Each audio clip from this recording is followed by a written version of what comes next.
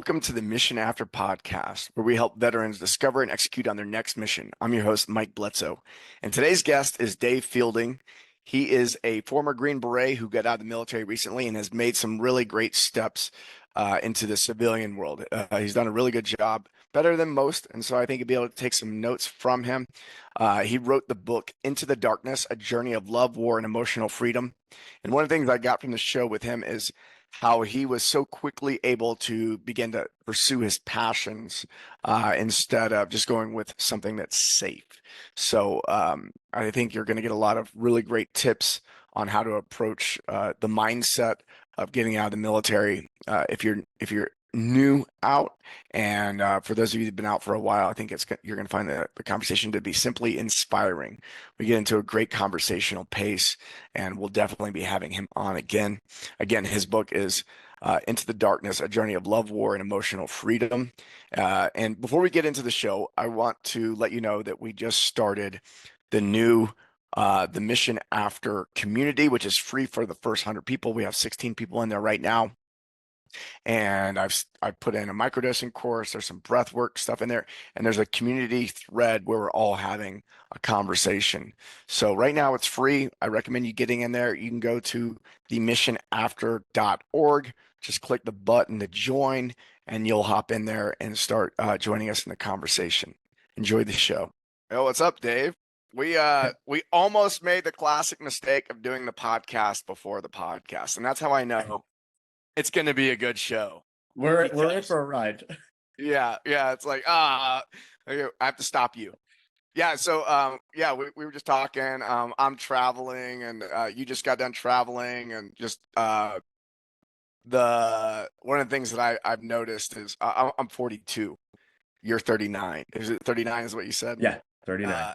Yeah, it seemed like somewhere around 35, I became more fragile. Like a night of sleep or bad food or whatever, and people are like, aren't you like this fitness guy and health, and like you were a tough guy at one point, what happened to you? I would say, try putting, what is it, 87 gas in a Ferrari and see how that works. It isn't going to run right, and it's like just like you said, one bad night of sleep, man, that's it. You're done for the day. Neck pain, whatever. That's how it is. But I feel like the more you take care of yourself, the more you realize the little things that move you away from homeostasis and living that optimal lifestyle. It's like, but it is, yeah. But also too, it's like, years of service, they do a number on your body. Yeah. I think that doesn't get talked. There's a lot of high speed dudes out there, just still talking about going harder, like, just preaching like discipline's important, of course, but like, just preaching like keep going hard. I'm like, man, I don't know if that's the right answer. I mean, I think the 22-year-olds who are listening to these guys, it's a good message hard for them. But if you did 10, 20 years in the military, like, take a break, take it easy, take care of yourself. It's your time to do things, chase happiness, man. And really, like, to your point, it's like our bodies just aren't designed to run that hard for that long. Like we did it during the GWAT, we did it in the subsequent, the operations after the GWAT, and it does such a number on yourself. And I think the hardest thing that we struggle with, especially within former SOF guys, special operation force guys, is having the compassion to tell yourself, like, no, I should take it easy, and really kind of like look introspectively, like, yeah, you were the person that you were successful. Those things aren't going away as part of your identity, but you should probably ratchet it down a couple gears, and maybe, getting up at 4 a.m. isn't in the best interest for you. Maybe it should be more like getting that solid 8 hours, the 4 REM cycles you need a night to have like what is considered good restful sleep. And so it's we are our own worst enemy, when it comes down to that, always pushing the limit, that, that mentality. But it takes a lot to take a step back and say, you know what, actually, these things don't serve me anymore, and so, figuring that out. is also a journey within itself.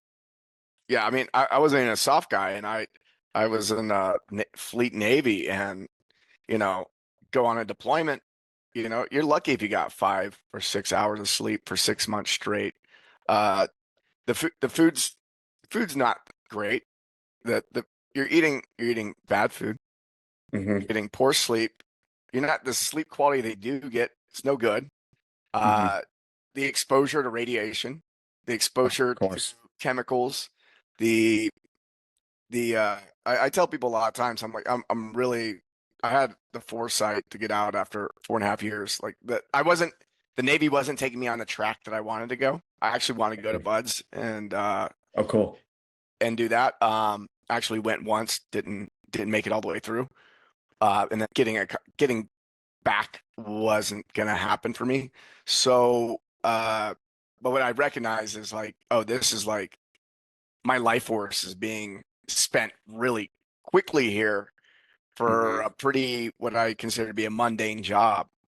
And Hmm. so when I look at guys, especially the soft community, do 10, 15, 20 years, like the majority of your life force has been spent. To think that you can keep moving at that pace for another 50 years is it's a fantasy.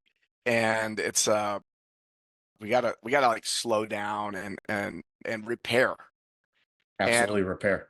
just like in health and fitness, like I used to have someone come in, they'd be 300 pounds and they go, well, I was like, how long do you think it should take to get down to 200 pounds? They're like, oh, 6 months. And I go, well, how long did it take you to get there? So it's like, how long did you spend in the military? You might need about 25 to 50% of that time to recover from that time. So like you were in for what, 13 years? 13 years, 8 months.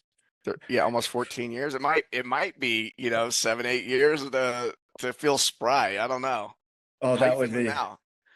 not so spry. But I feel pretty good, all things considered, but like it's exactly what you said. It takes so much of your life force. I love that. And now I never heard anyone say that before because that's exactly what it is.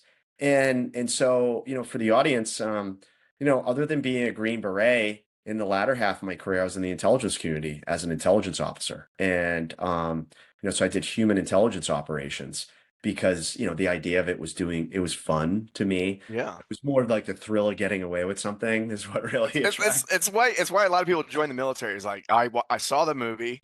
I'm gonna be like that guy, and now I become that guy. And yeah, I know a few guys. One of the guys I work with a bit. He's getting out. He's about to get out of the intelligence community. He's a soft guy, and yeah, you can just tell like he's not out yet. Like I was like, you're worn down. Let's like you need Totally. you need to take some time. And he's got all these plans for like to just hit the ground running when he's getting out. I'm like, but how do you tell somebody that? Like, what did it take for you to go?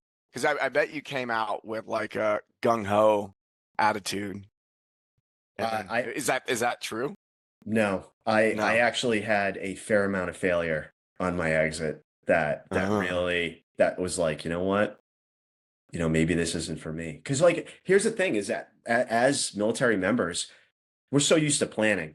We come up with courses of action before operations. We're doing the same thing like the transition, but just like the mission, as soon as you hit the ground, it's going to change. It's going to be some sort of morph of this, right? So, for me, I applied to like all these top MBA programs, didn't get into a single one, and I am so thankful that that happened. Because my heart wasn't really truly in it.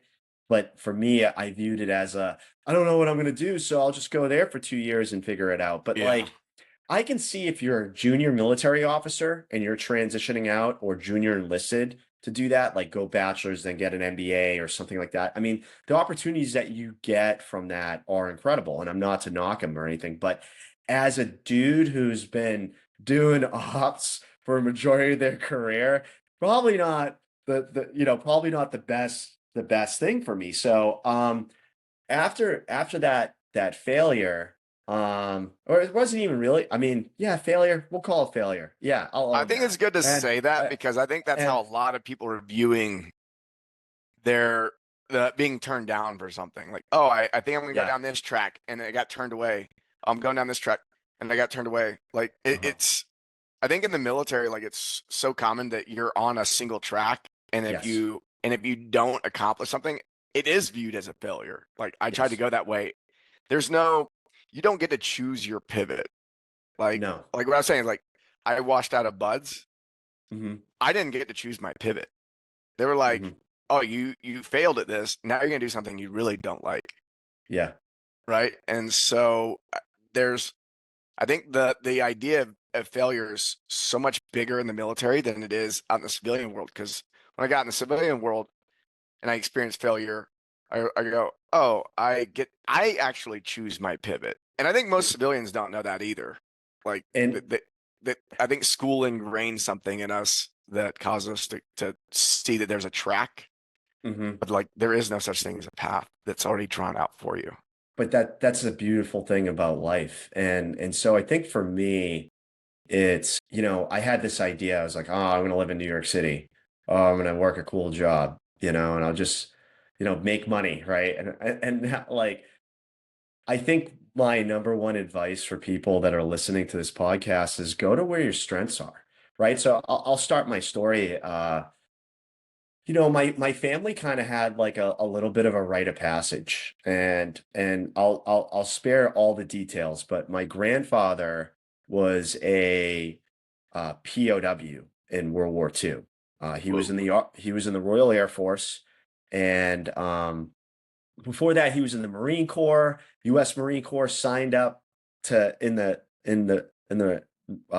Canadian Royal Air Force because he wanted to go fight the Nazis, right? And talk about a dude chasing adventure, right? And so he was shot down February 1944. He was a navigator in a Lancaster plane in the Pathfinder group, and basically ended up in the infirmary of Stalag Luft 3. Why they were debating amputating his legs that night, the Great Escape happened. So when he was out of the infirmary, he worked on the second set of tunnels in the Great Escape. So I grew up with like all these stories, Oh and my gosh. and So he he's in the he infirmary and he's also part of an escape plan. Well, no, not yet. But like after he got out of the infirmary, he worked on Oh, the I see. second set. He worked on the second set of tunnels. And actually, later in his life, he did help out with the Steve McQueen movie as a consultant. Um, really wild. But so he was an avid outdoorsman, though. Always going. Being from New England, we have the beautiful White Mountains up in New Hampshire, and also a ton of outdoor areas and natural areas of Maine. And part of the Appalachian Trail runs through this area too. But he always took my father hiking up there. And so part of the rite of passage, my grandfather passed away when I was like 2 or 3. So I never got to know him. But I grew up with stories from my father. And I remember I was about 8 or 9 years old. He takes me on this 9-mile loop around Mount Lafayette. And we get hit by a mist storm. And I'm 8 or 9 years old in Teva sandals, and I have no idea I'm in danger, but I'm like, I can't give up. I know grandpa's looking down at me on me. You know what I mean? Yeah. So it was, growing up with that led me to Boy Scouts. That led me to go to a military school for college, and eventually led me to like, seek out doing hard things in special forces. So it's like the key point here, though, very long-winded, is when I got out, I had to come back to where my strength is. And that was being back here, back at home in New England, and doing fun things like back when I did at Boy Scouts, doing hikes like that, what I did with my father, right? Going up to being in the mountains, being in the wilderness, and being that 8-year-old kid again. And for me, there's no way you're going to do that if you like, say you're down, like being a New Englander down at Fort Bragg. I, you know, don't get me wrong. There's beautiful wilderness around, or excuse me, Fort Liberty area. There's beautiful wilderness around that area, but it's a little too hot for me. And, It's a bit out muggy. it's a bit muggy. It's a lot of mosquitoes, but not to knock it, but they're just fun is different. And so like I'll even give you an instance is like coming back home for me was to the New England area was like regaining my strength again and rediscovering what it is to have fun outside. And so like this past winter I learned how to ski. And and I swear to God, if I was to replan my transition, I would have just been a ski bum, dude. I would have been a ski Yeah. bum for like 2 seasons, at least 2 seasons, or Yeah. I mean, I'd be I mean, chasing it around. if you look at a lot of Europeans and Australians, like they get out of whatever it is they call high school, they get out of school and they take a year off to bounce around. But in America, we either go straight to college or the military. There is no like year of decompression from that consistent structure where you get to quote unquote find yourself. Uh, so yeah, I think a lot of guys when they do get out, a lot of guys and gals when they do get out, they're like, I gotta have this thing. And especially, a lot of people have Yeah. family and there's the pressure of making money and all that kind of hmm stuff. But hmm yeah, if you can create that space. So you didn't become a ski bum for a year, but looking back, I mean, you've been out for what, 1 year? Almost 1 year. Yes. Yeah. So are you a ski bum yet? Working on it. But these are the things but for me, that was like kind of this recentering and becoming a very genuine version of myself, that rediscovery period. Mhm. Because like being in special forces, doing the intelligence officer thing, it's all about the mission. And granted, that's how it should be. I'm not saying that it shouldn't be that way because, this nation's defense is important. But like, as it just like you said earlier is the life force to be able to be in these positions, do this job, do the training, do the missions, the deployments, dealing with the personal life too, right? And or the lack of one.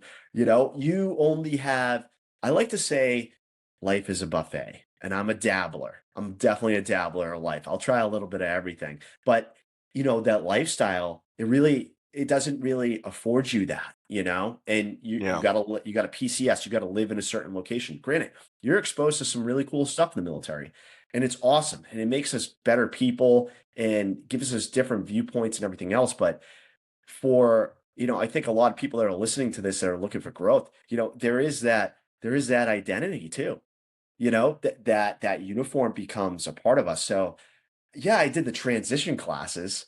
Did they do anything for me? No, no, nothing. Like, cause I'm not that type of guy. It's like, all right, I'm gonna have a plan. I'm gonna have a resume, and I know what it is that I'm gonna do. Like, Green Berets are very much like, we'll just figure it out, man. Like, Yeah.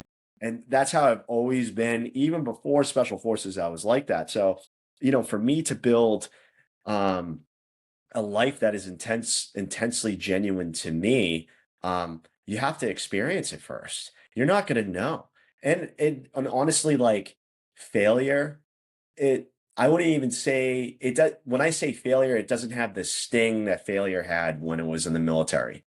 You know what I hmm mean? hmm Like, and I think it's like it was a growth point for me, and it definitely was, and it happened for the right reason because it just wasn't genuinely in my path of interest of things I'd like to do. Or being living in a place that is most beneficial to me. So it's, because in the military we learn to, I know, especially in my career, I learned to live without a lot of things. hmm I was stationed in Okinawa, Japan. I was at 1-1. I was far away from my family, and then I was stationed in the DC area in the latter half of my career, which was great because now I'm close to a metropolitan city, right? And there's a lot of fun things to do. But my heart and soul is in the White Mountains, baby.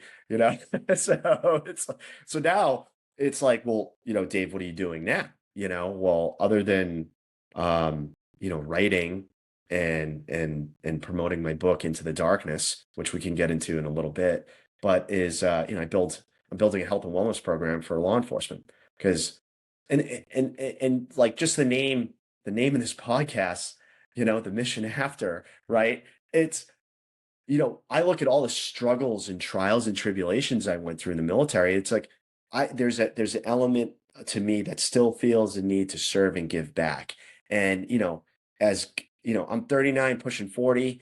I feel like I'm at a point in my life where, I have a lot of lessons learned that I can give to law enforcement, to say, hey, you know what? Maybe, fitness, nutrition, mental health, and sleep are kind of all related.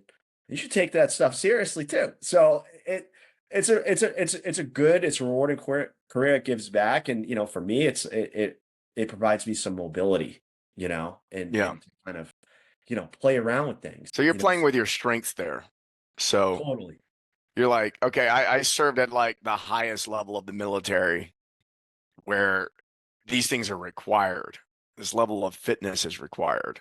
Adaptability is required. And then you go into like a police department and it's probably a piece of cake for you in a lot of ways of like, oh, there's so much low hanging fruit that we could improve here. It's like we don't even have to get into like deep biohacking anything. It's like get Yeah. enough sleep, eat these foods, exercise like this.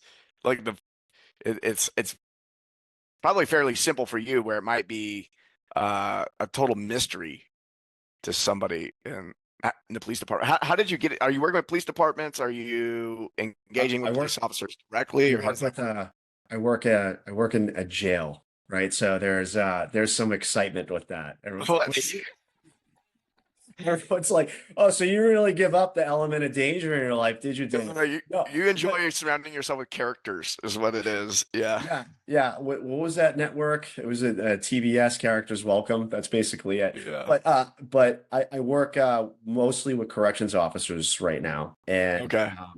and they are a great bunch of people. It's a very difficult job. It's a very difficult job, and so I kind of I enjoy the challenge of it, like doing wellness for them, in the environment that they're in, is a challenge in itself.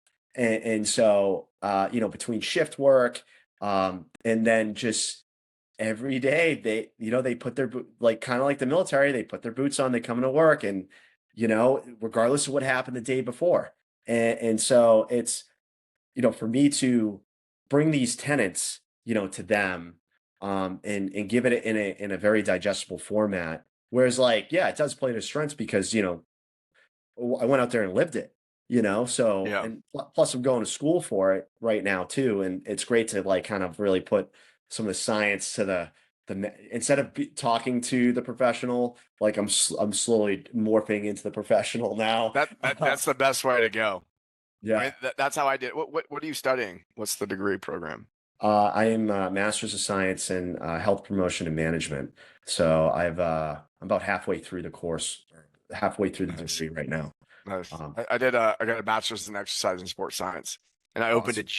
opened a CrossFit gym like Oh yeah. my senior year, and that was the best education. It's like, oh, I'm just going to apply all these principles to what we're doing here. Yeah, people who wait till they're out of school to like go find a job, I think is a Yeah. huge mistake. Yeah. Oh, totally. And I think a lot but that's the thing. It's like something that you're passionate about, It's something I'm Hmm. definitely passionate about. Like uh, like it's hard for me to stray away from the gym, because of all the mental health benefits I get from it. And it's like kind of recentering, especially I'm a huge, fan of CrossFit. I go, you know, try to go at least 5 times a week. That's my thing, especially Oh, programming. really? Yeah. Yeah. Yeah. What kind of But program are you following? Are you going gym programming or do you got something else you do? I'm following gym programming. It's pretty good. And right now we're doing about 3 lifts a week. And we just came off of a heavy clean cycle.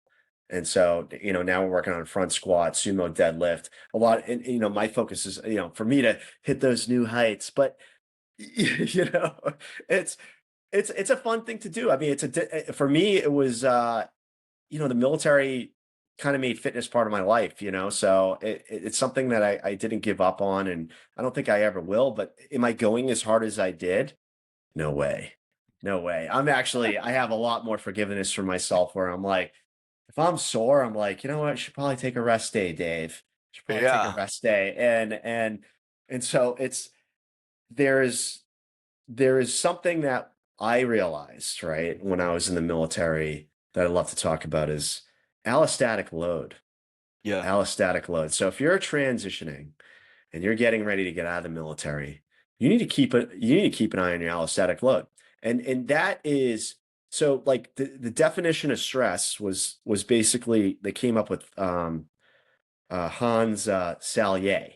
Hans Salier. He was like the original came with the original definition, which was basically anytime you're moving away from homeostasis, right? So anytime you're moving away from homeostasis, cortisol, all these stress hormones, they get released in the bloodstream. Now, when you got work, you got fitness, you got personal stuff, and I would imagine that a lot of people that are listening to this that are transitioning probably, had families too. That all that stuff contributes to your overall allostatic load. And it's a tale as old as time, but if you take on too much stuff, something's going to have to give, right? And Yeah. so always having that, I think for me in my transition, it was just always having that North Star, always having that North Star. Like I was like, well, I'm a service-based person. I want to help people. We'll see how that is, but I want to have fun along the way. So how do I build a career to maximize that, to be really deeply, genuine with who I am, but also not to bite off more than you can chew, which is hard to do when we are literally trained to be able to handle it all. So it's, for me was learning, how much I can take on Yeah. and and being very judicious with that time. Yeah. The idea of like the allostatic load and being one is there's a level of self-awareness that's necessary for that. Mhm. One of the things I found, wear a Garmin watch and I pull the data and it makes recommendations. I don't always like the recommendations, uh, but and I'm always tapping into how I feel. Like, what am I feeling right now? And I like to use data as a like calibration tool to like, okay, I'm gonna have someone else got this robot looking in on my life and making recommendations. It doesn't always know. Like, it wanted me to exercise really hard this week.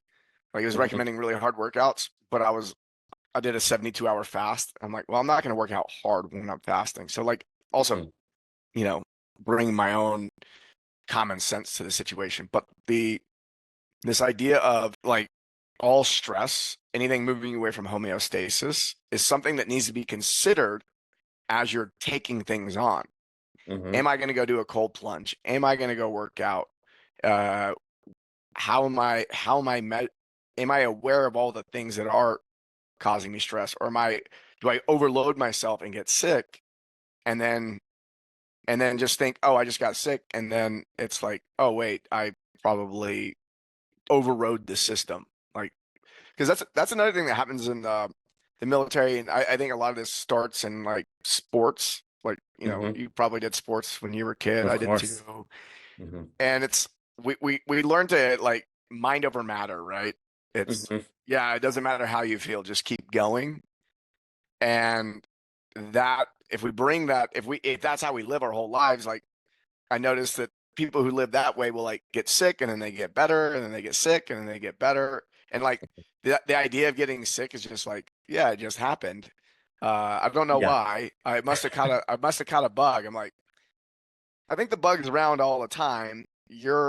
How you're dealing with it. And so I think there's Yeah. a level of awareness that you're talking about that's required.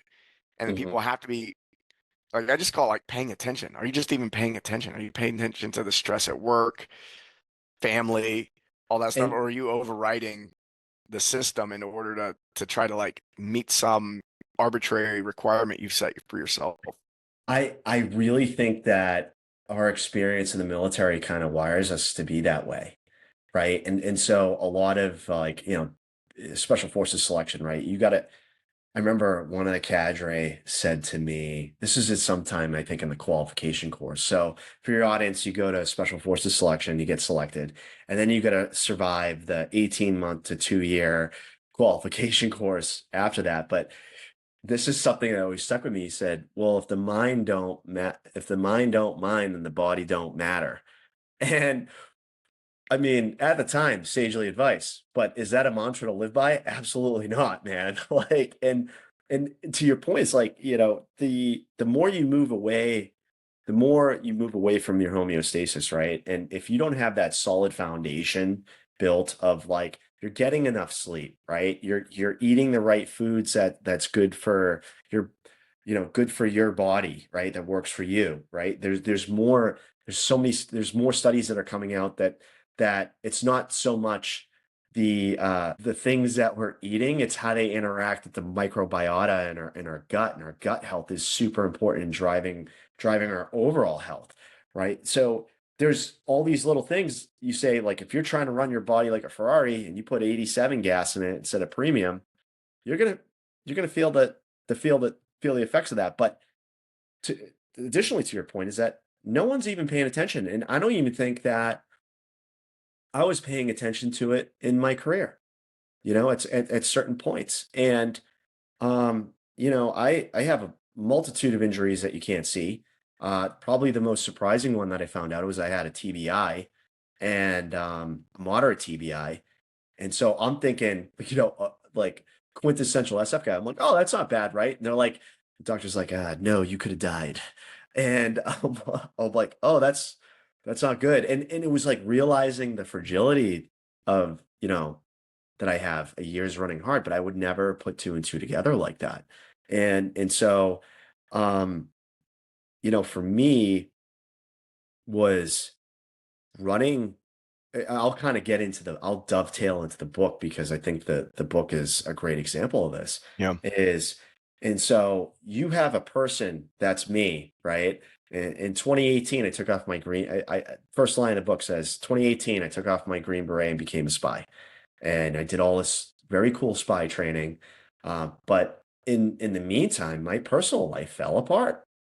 I went through a divorce, right? I got in I like to say a forbidden romance, during that time frame, making up, missed out on my 20s, making up for lost time. And so like, there was like, I look back and I'm like, who was that dude? Right. And just making one bad mistake after another. And then eventually I'm on this deployment in Iraq, and I'm having a staring contest with my pistol. Everything has fallen apart.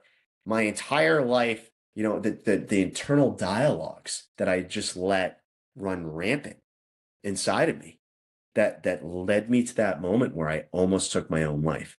And so, retrospect, right? Some of the things that did keep me safe during that time was my dedication to the gym, my dedication to my diet. The On that deployment, didn't get much sleep, but when I came back, I made sure I got a lot of sleep. It wasn't like it was all roses after that deployment either. It took me a while to put myself back together, but it took me to almost taking my own life to develop the self-awareness about myself, about what was going on with me internally, and not even just internally, but all the actions that I was making that was adding to that, as we talked about earlier, that allostatic load. Yeah. And Well, why didn't you take your own life? In the moment, I'm sitting there on the edge of my bed. And, at this point, I, lost everything in the divorce. Well, I didn't lose everything, but I lost a considerable amount. And then I was in this relationship with this woman that suddenly ended. And I don't want to spoil the details of the book for a lot of people, but I made a lot of sacrifice. It was a forbidden relationship, so there was some conveniences of me taking that deployment to protect that relationship. I was willing to do whatever it took, and did whatever it take, and so I think that's also, looking back, one of the funniest parts of the book too. But the sincerity of the moment, um, when I was about to take my own life. I don't know if there was a higher power in there. Maybe it was my grandfather. There's an element to me that believes in past lives, but somebody was in that room and they were listening to me. And, I was half fetal, half whimpering, half crying. And I realized all I have left is the mission. And I said it again. All I have left is the mission. the internal dialogue of not being able to win, um, not, my life is a joke. And, the fact that I didn't have anything was actually probably the most freeing thing ever at that moment in time. But it was having the mission caused me to push my pistol away. And immediately after that, I said, I have to get out of here. And I went to the gym. And they had this like little gym that was open 24 hours that you could go use. And then I proceeded to slay myself on equipment for about 3 hours. And but here's the thing is that it wasn't all magical and better after that. I was dealing with that for the remainder of the deployment. And then even when I got back, it was right when COVID started. So I didn't have, it wasn't like I could go take leave, come home, reset, recenter with my family, or spend some time in the mountains. I was stuck, stuck with Yeah. all this stuff. And the thing, and this is the part that I love. For the first time in my life, I said I'm not going to run for myself. I wasn't going to do another ultra marathon. I wasn't going to like replace this pain with some sort of success. Because like being in special forces, um, we develop a high tolerance for pain. And through that pain, we see success. And I said to myself, I was like, you know what? The pain that I needed to do, the hard thing that I needed to do at that time was just sit there and ask myself why and sit with it and have compassion for myself, which was very unfamiliar territory for me. And every day I had a calendar, and I used to do these AARs, after action reviews, every day. And I do this emotional AAR, and I'm like, all right, Dave, where are we today? Did we feel like killing ourselves today or not? And I'd be like, yep, today was a terrible day, X. And then, it went like that for a few weeks, but then eventually I started getting some small W's, some small wins on the board where I was like, you know what? Actually, we had a good day today. And the whole thought of taking my own life never crossed my mind. And but it wasn't like every day was on my mind every single day of the question. And this is something I kind of skipped over. Like as a human intelligence operative, right? You're talking to sources, and people with privileged information. The most important question that you have is why. Ask it. And I decided to sit there and ask myself why. And I why'd myself to death. And the ugly truth, right? The ugly truth after, picking every little layer of this onion back was that I realized that I tied my opinion of myself to how others viewed and felt about me. And that is a very dangerous place. And so I had to take that person back. I had to take control back, and I had to kind of recoach myself, rewire my own brain to, um, conquer those negative internal dialogues and, and step into being a more genuine version of myself. And so I'm like coming up on a year out of the military soon here. And it's like, I feel like it was even though that was a few years ago in 2020, 2021, there was growth. 2022, there was growth. 23, even more growth. And taking off the uniform and realizing that, wow, that really was a part of my identity, and saying that, but this is who I am. I'm really that 8-year-old kid on the side of Mount Lafayette, who likes to do hard, fun things outside, and so it's, um, life isn't, and I'll just say this is a lot of people try to chase happiness. And I realized I was chasing happiness, which is a fool's errand. It's more for me about maximizing the joy you have in your life. And there's all these different buckets in life. And you have, for me, it's like there is a sense of service. And I get that from working with the corrections officers, being able to give back, right? And then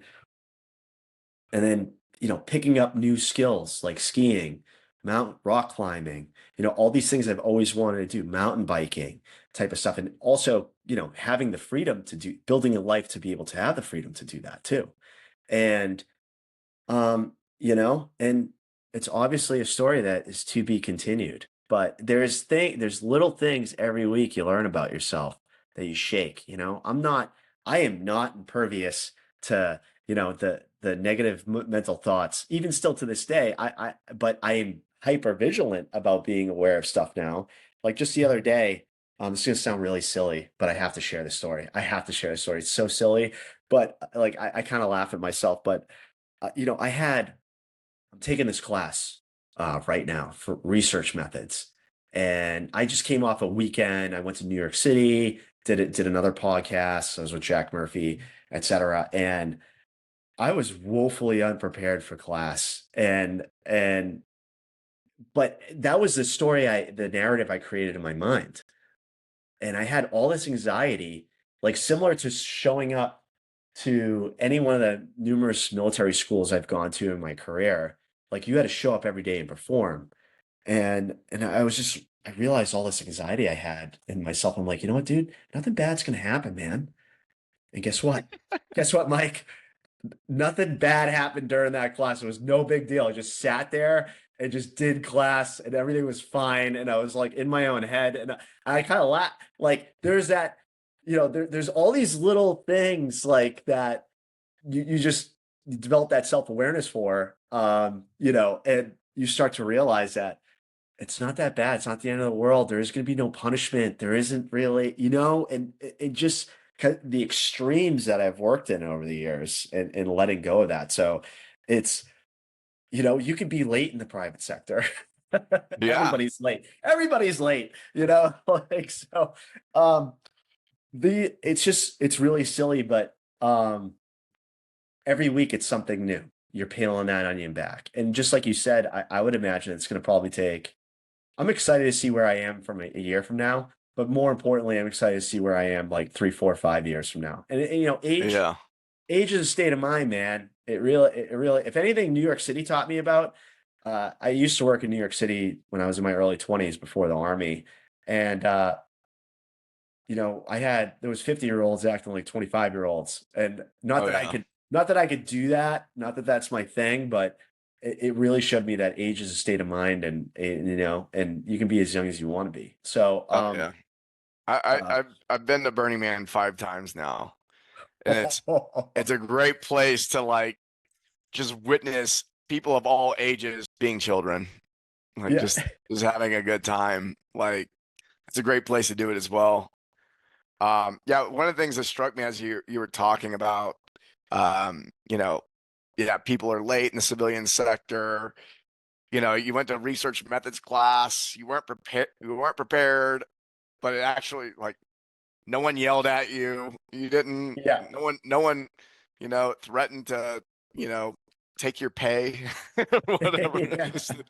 yeah, Uh, but the but one of the things that the level of nuance and the amount of choice that we have from moment to moment is something that I really I put a lot of my attention on, which is like I I run my own business, right? Mhm, I've got my fingers in a few different pies. I do a few different things, and I get to choose from moment to moment what is my priority. What am I not going to do that mhm, I thought I was going to do? I was going to do, I thought today I would be doing this, but then I realized there's another priority that's actually more important. There's something else more urgent and important, and the the amount of emotional distress that used to cause me of having to decide, well, I plan to do this. I'm going to deviate from the plan. Uh, and how's that going to impact? Or I, I have this narrative running in my head that other people are expecting me to show up in a certain way, yeah, like, I think for mhm, a lot of us, like if I show up with like 80% of my cognition online, I'm like, could start feeling bad about.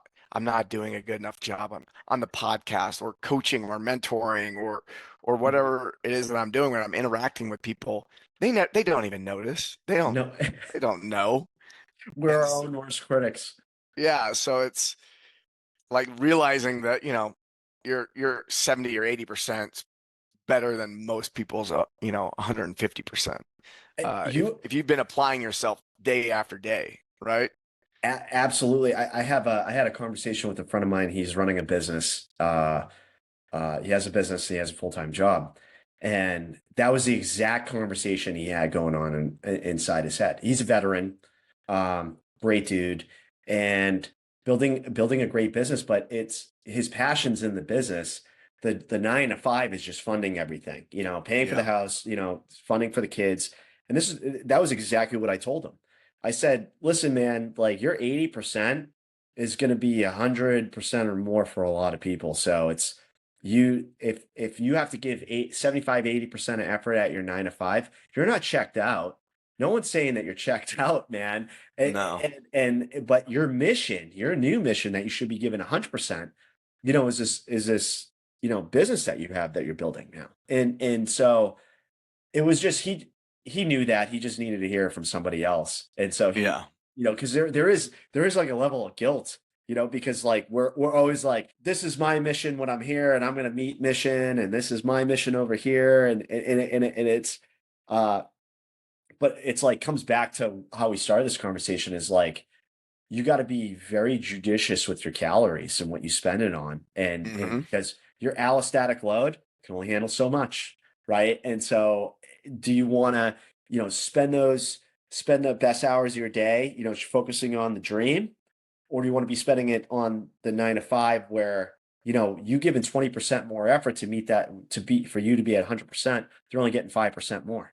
Whereas that 20% on your business would be, who knows what the upside is, right? Yeah. And you're passionate into it too. So it's, Dude, time and energy are not created equal, right? Like no, when you have passion for something, like the one thing I've done, I've been in entrepreneurship for 16 years.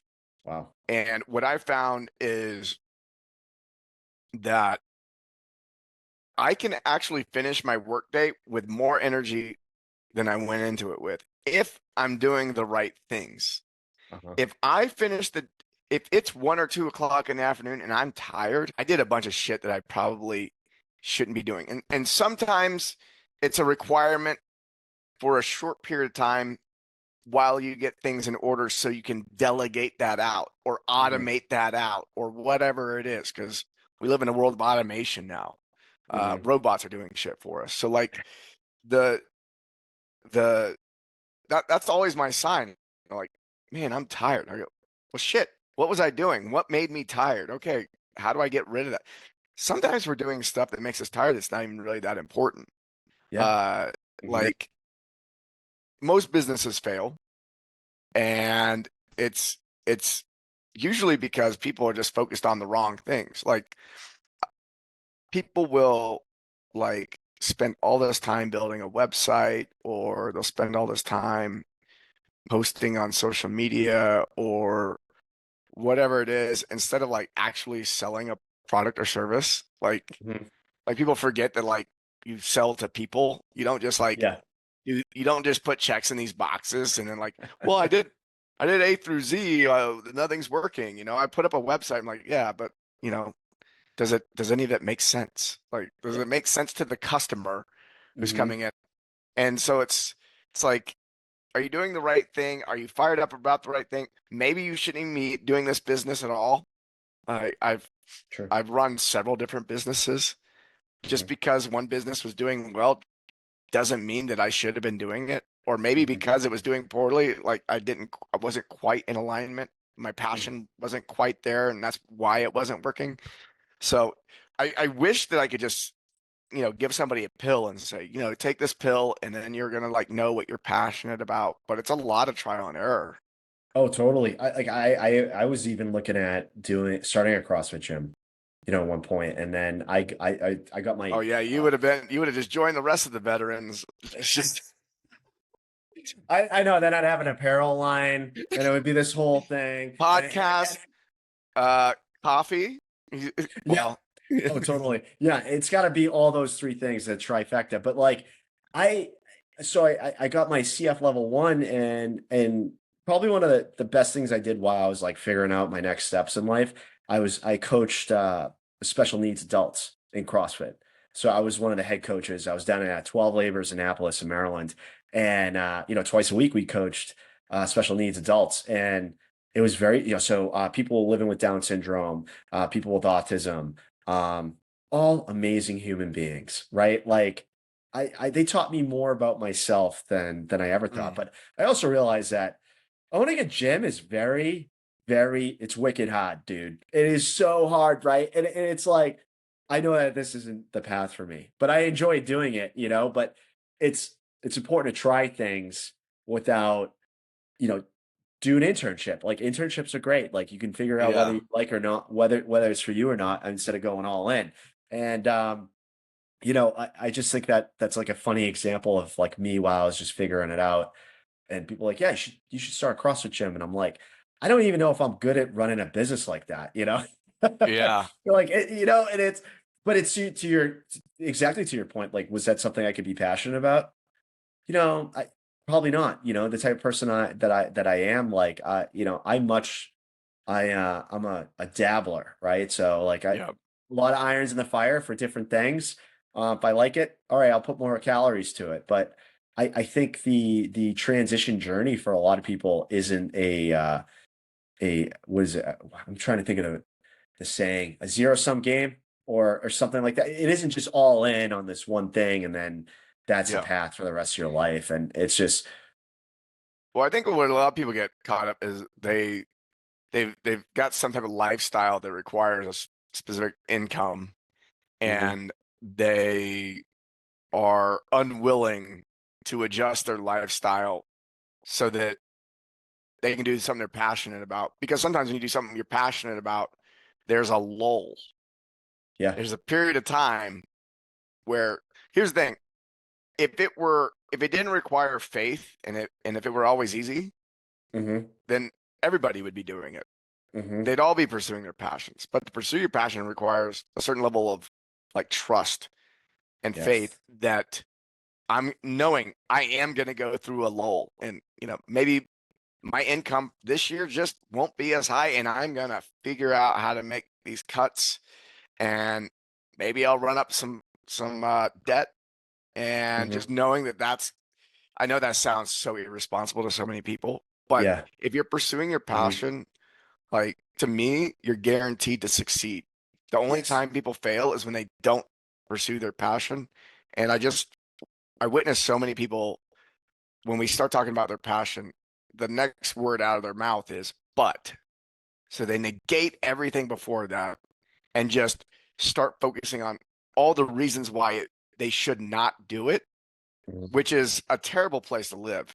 Hmm. Uh, and so, yeah, it's just one of the things that has worked out well for me. I like I said, been in entrepreneurship for 16 years, has not been unicorns and rainbows all the way through. In fact, Hmm. I hit a point where I thought I'll never make less than this amount of money. Oh, wow. And then I left the business and then I made a lot less than that for a Uh-huh. while because I I actually was like, I feel like I'm passionate about this, but not quite. And Hmm. I'm one of those people that like the income follows the passion. Hmm. Like Oh, if I'm not totally. passionate about it, dude, like no matter how hard I grind, it ain't gonna work. Yeah. It's And it's so true. So true. I remember I was in college. I'll go like quick bio here because I haven't told it like this before, but like went to college for exercise sports science. My parents go, "What are you gonna do? Be a gym teacher? Like, are you gonna make any real money?" I was like, I have no idea what I'm gonna do with the degree. All I know is that when I'm in class, I am Mhm. loving it.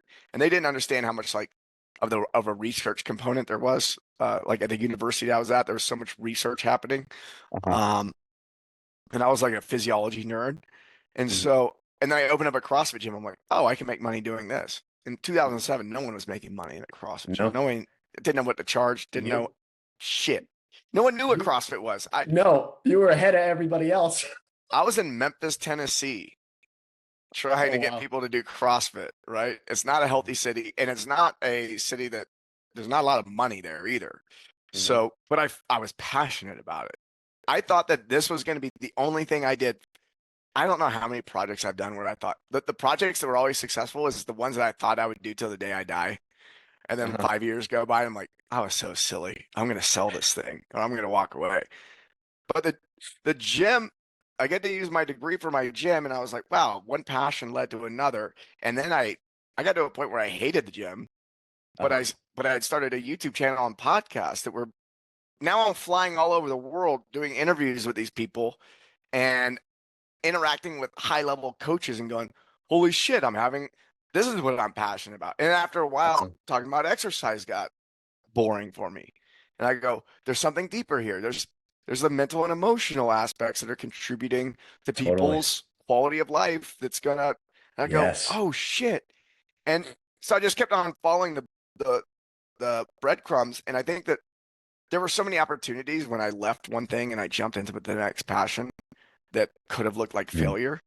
Yeah. It's like, oh, you walked away from that thing like you were like at some peak of something. I go, Yeah. yeah, and I was no longer passionate about it. So I switched gears. I saw a dip in income, Uh-huh. and then it came back. But did I have to change my lifestyle during that time? Absolutely. Did I Hmm. rack up some debt? Definitely. Did Hmm.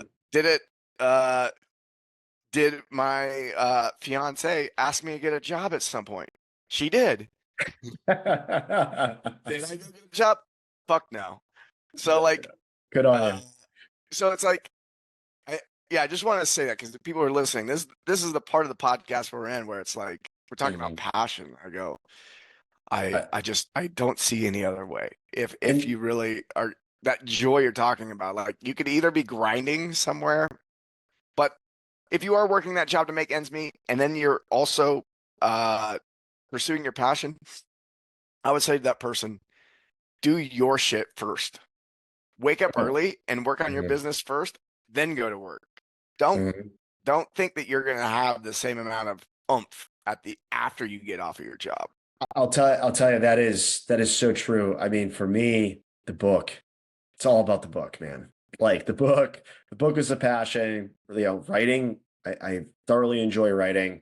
I got a second book about three quarters of the way done, just finding the time to do it. But like, most of my time is, you know, free time is doing this book right now, talking Nice. about it, getting it out there. And I'll tell you, like, there's date, but you're absolutely right. I have to do it first thing in the morning. I gotta get up. People see emails from me at like 6:30, 6:30, 7 o'clock in the morning.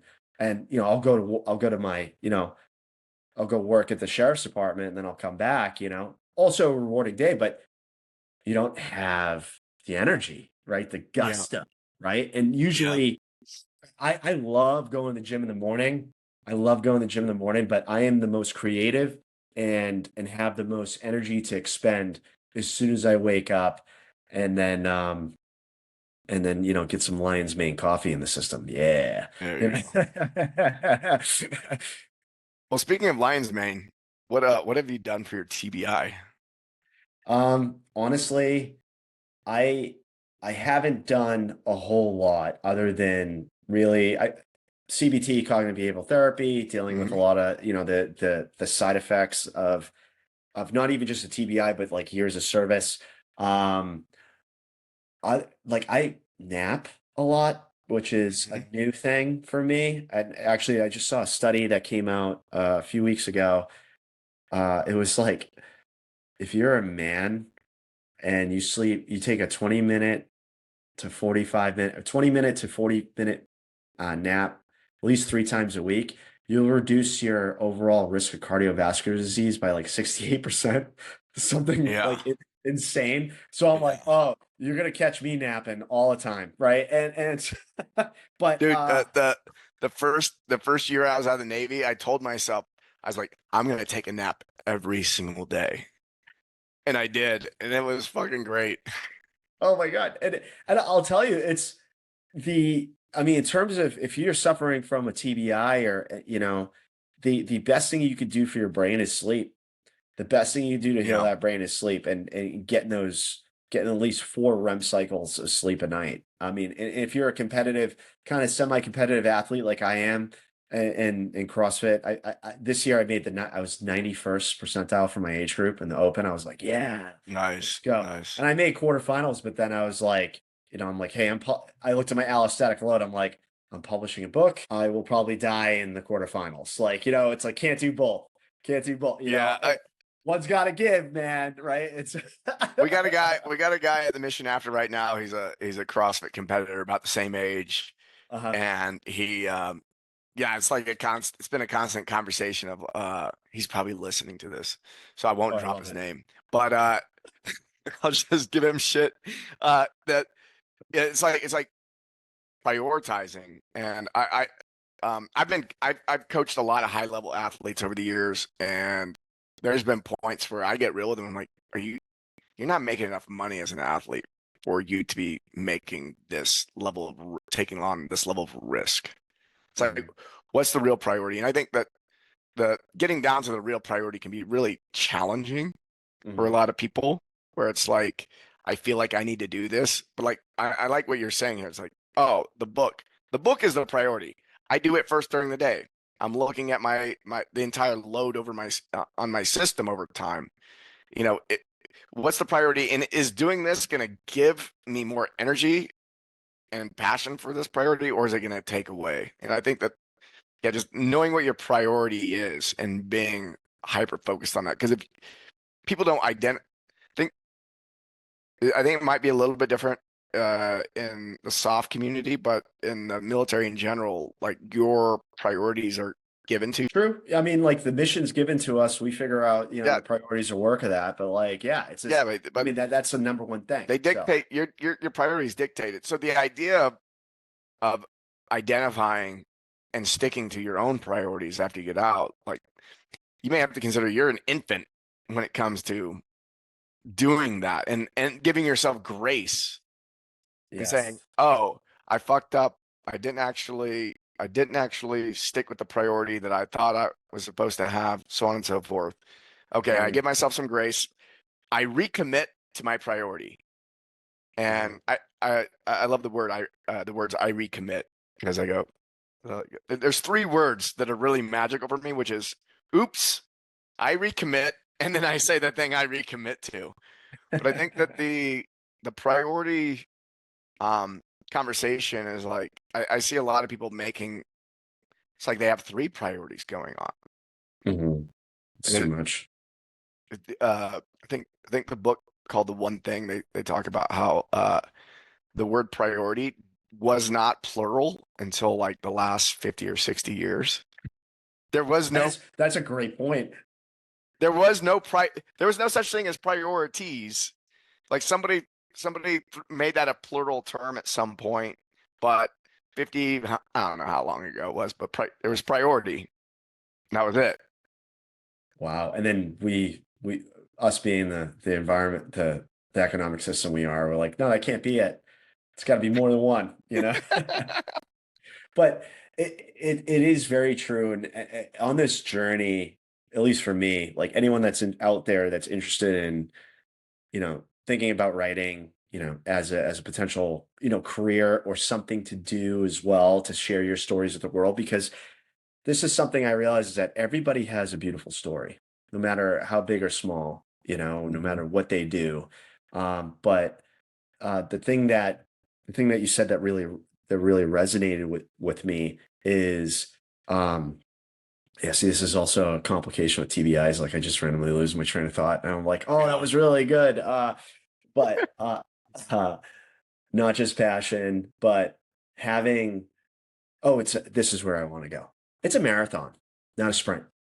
Yeah. It's a marathon, not a sprint. And so if you when I did 2 ultras, and then I did 2 ultra marathons almost back to back in 2018, and I trained several months for it. And the thing it taught me is long, slow distance, right? You settle into this nice, easy pace that doesn't stress you out. and you can go all day with it. And that's the way you should look at these projects that you're doing. Especially, all right, you got the 9 to 5, that's paying the bills. It's meeting the needs of your family to provide for them. Very important. But, settle in, figure out what that marathon pace is. And, for me doing the book, there's I literally on the weekends, I shut my laptop. I'm like, I'm not doing anything because I need that time to kind of re you know, reinvigorate myself. And, that time I'm spending outdoors, I'm doing fun things like, or, filling that bucket with little joys that I can try to, squeeze every ounce out in the weekend or during the week. So yeah, I do get a high from working on it. I do, like, after this podcast, I'm going to be so amped up. I'm like, I got all this energy. This is awesome, right? And I'm like, like, all right, Dave, we need to go to the gym or you need to go for a run or something to cleanse the system a little bit. Get some of this, get some of this cortisol out. You know what I mean? But so uh, it is a marathon. So and knowing that and having the compassion and like you said, grace to say, all right, not every week is going to be a big week. And like, to even further your point is that you do have to have a lot of faith. You have to believe in what you're doing. And, for me, my simple goal was because I lost more friends to suicide than I have to combat in my Hmm. career. And I'm sure that's a case for a lot of people that are listening to this podcast right now. And not to be, but for me was having the faith that I get this book in the right hands of somebody right now that's struggling. I may or may I'm not taking credit for saving their life, but I may have changed their life from going down the dark path. And it was having that simplistic goal is really what kept me going. And just even the response I'm getting from former Green Beret friends and stuff, like I am meeting that intent, and so you have like the mission, that's the mission, right? And the passion for that mission and where it stems from. And you have to have faith that you're on the right path. And I think if in summary, what our military service does to us is it teaches us to believe in ourselves.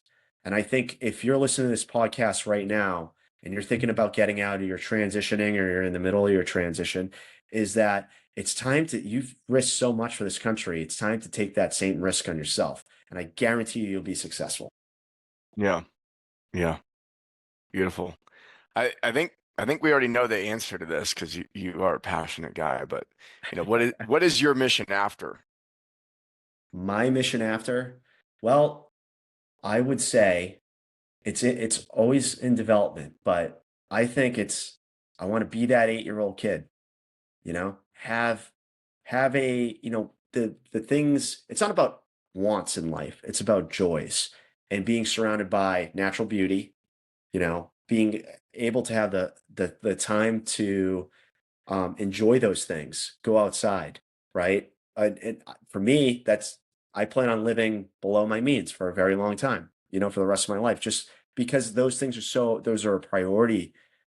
It is a priority for me, not priorities, but like, so, but, um, filling those buckets, filling the buckets of, service and giving back, that's either continuation of the book, whether I'm doing that 5 or 10 years down the road, that's to be determined. But that really is what the mission after looks like for me, is maximizing that joy, baby. And, hopefully someday I'll win the Honda Schneider Cup at Cranmore Mountain. Um, it's, and that's more of a joke to my ski friends. And but so that's just one of those little joy goals that I got in my eyesight, for future on. I mean, I think it's like, just keep having fun. Life, we're Yeah. only on this earth for so long. Um, you got to have fun with the years you got, as long as you're healthy, and continue to live a healthy lifestyle and maximize that joy and let that 8-year-old version of myself look up to me and go, wow, that's who I am, So Beautiful. those things are important. Yeah. Where can people find you, find your book, all that stuff? Absolutely. Thank you so much. You can find out about me at davefielding.com. You can search for my book. It's available in all formats. We just came out with the audiobook like 2 years ago. The title of the book is Into the Darkness, A Journey of Love, War, and Emotional Freedom by Dave Fielding. Available on Amazon. If you audiobook is available, I think, on basically everything as well, if you're interested in Nice. that. And so and then you can also find me on Instagram at davefielding.dol and Twitter, davefieldingdol. Nice. Thanks for joining us today and sharing. What a what a great podcast. I'm going to have you back again if you desire. Hell yeah. So, Absolutely. Would love all to. right. All right. I hope you enjoyed the show with Dave Fielding. Uh, just want to remind you that we have the community over at themissionafter.org. It's free for the first 100 people. I hope to see you in there. Join us in the conversation. Check out some of our free courses, and I'll see you next week.